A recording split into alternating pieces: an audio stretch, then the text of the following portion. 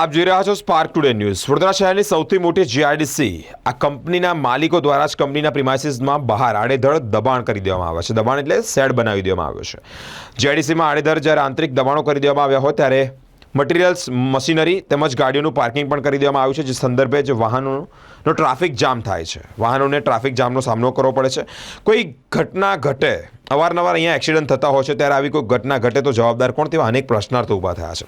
વડોદરા મહાનગરપાલિકા ward number 18ની office એટલે કે દક્ષિણ ઝોનના જે એડવોકેટ છે જીતેન્દ્રભાઈ પરમાર છેલ્લા 15 દિવસથી રજૂઆત કરી રહ્યા છે। જાડલી ચામડીના અધિકારીઓએ કોઈ પણ બાબત ધ્યાનમાં ન લેતા જ આ જે કાર્યવાહી છે તેની પણ ચીમકી ઉચ્ચારી છે, પરંતુ કોઈ પ્રકારે નિર્ણય જ નથી આવતા। અધિકારીઓ નહીં સુધરે, કાયદેસરની કાર્યવાહી ક્યારે થશે, આવા અનેક પ્રશ્નાર્થો છે। આ દબાણો ક્યારે દૂર થશે, કોઈ મોટી દુર્ઘટના થશે તો જવાબદાર કોણ?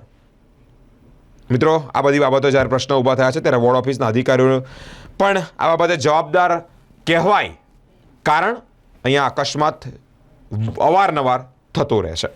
ગુજરાતની કહી શકીએ એવી વડોદરાની સૌથી મોટી જીઆઈડીસી, જેના અંદર છેલ્લા ઘણા સમયથી ખૂબ મોટા પ્રમાણની અંદર દબાણો થઈ ગયા છે। એની પાછળનું મુખ્ય કારણ છે કે પૈસા કમાવાની લાલસા અને પોતાનો ધંધો વિકસાવવાની વાત। આની પાછળ અનેક લોકો જવાબદાર હોય। છેલ્લા ઘણા સમયથી આ તમામ લોકોની લેખિત અને મૌખિક રજૂઆતો કરવામાં આવે છે। આમ છતાં આ તમામ અધિકારીઓ આંખ આડા કાન કરી રહ્યા છે।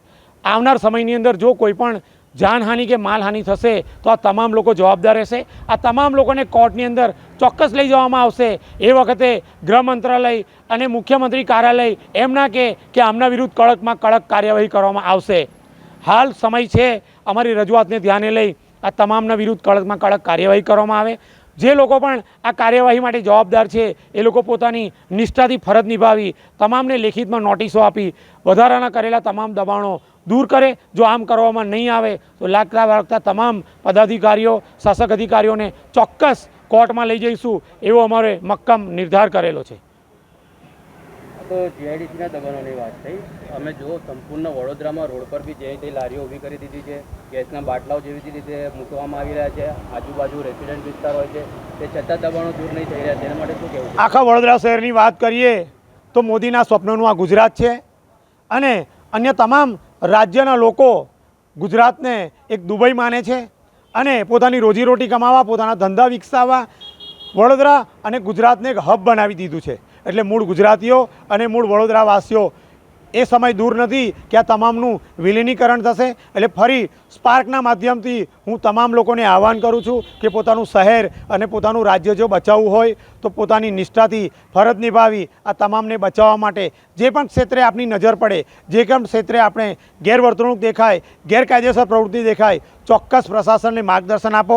અન્યથા એ સમય દૂર નથી કે વડોદરાનું પણ વિલીનીકરણ થઈ જશે અને ગુજરાતનું પણ વિલીનીકરણ થઈ જશે। એટલે તમામ ક્ષેત્રે તમામ સ્થાનિક લોકોએ પોતાની નૈતિક જવાબદારી નિભાવવી પડશે એવી હું સ્પાર્કના માધ્યમથી સૌને વિનંતી અને આહ્વાન કરું છું। આજ રોજ અમે વોર્ડ નંબર 18ના દબાણાધિકારી વોર્ડ ઓફિસરશ્રીને રજૂઆત કરવા હતા। 15 દિવસથી વડોદરા મકરપુરા જીઆઈડીસીની અંદર આવેલા કંપનીના દબાણો અને આંતરિક બીજા અન્ય માર્ગો ઉપર જે કંપનીના શેડ અને દબાણો કરેલા એ સંબંધમાં રજૂઆત કરી હતી કે તમે આ જે જોખમી દબાણો છે એ દૂર કરો। કંપની પ્રિમાઇસીસની હદની બહાર શેડ બાંધેલા છે અને એ ત્યાં રસ્તા ટૂંકા થઈ ગયેલા છે। આ રસ્તો યાતાયાત રાહદારીઓને જોડતો હોય અને બહાર ઘણી બધી મશીનરી મટીરિયલ પડ્યું હોય।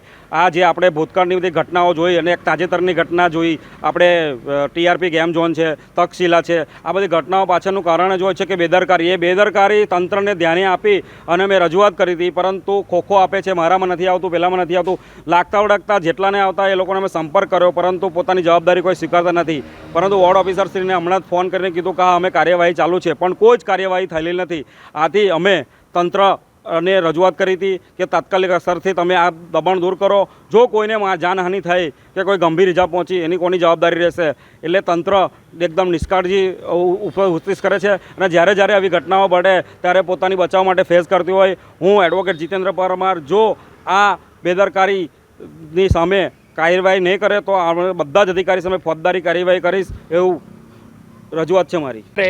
8 વાગે તમે જુઓ કે કોઈ બી ટાઈમે જુઓ તો પબ્લિક એટલી જ આવતી હશે અને આવવા જવાનો રસ્તા ઉપર બ્લોક કયા રસ્તે, હવે દરેક શેડ ગલી ગલીમાં છે, ગમે ત્યાંથી પબ્લિક નીકળે તો ઠોકાય કે એની કોણ જવાબદારી? કોઈ પોલીસવાળા કે કોઈ અધિકારી તો હોતા જ નથી અહીં. અને અહીં જો કે અધિકારી તો ના હોય, ગલી ગલીએ તો આપણે એવું નહીં કહેતા કે અધિકારીએ જો આ કાકા ગારો દે છે એટલે આવું જો આ ઘૂસે છે કંઈ એ જુઓ તમે. માંગ શું છે સરકાર પાસે તમારી? કેતન પટેલ. માંગ શું છે તમારી? હે? આશા રાખો છો સરકાર પાસે? સરકાર પાસે કોઈ આશા જ ના રખાય, કારણ કે એ એમના ખિસ્સા જ ભરવા બેઠા છે. કોઈ આશા નથી, એ ખાલી ચોપડે જ બતાવશે કે આ કાર્ય કરીએ છીએ, કોઈ કાર્ય થતો નથી.